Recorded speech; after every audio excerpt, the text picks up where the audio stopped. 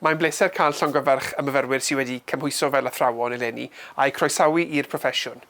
Addysg yw un o'r arfau gorau sydd gyda ni i herio anghydraddoldeb a gwella cyfleoedd bywyd ein plant a'n pobl ifanc. Mae'r proffesiwn addysgu yn eich rhoi chi mewn lle unigryw i ysbrydoli ac ehangu meddyliau dysgwyr Cymru. Does dim un gyrfa arall yn fwy arwydd o cael na'r un i chi wedi dewis. Bod yn hysgolion wedi dychwelyd i drefn arferol bellach, dyw'r broses ddim wedi bod yn glir o anawsterau i athrawon dan hyfforddiant, i ddisgyblion, i ysgolion ac i gymunedau proffesiynol. Chi'n dechrau ar eich gyrfa mewn cyfnod heriol, ond cyfnod cyffroes hefyd.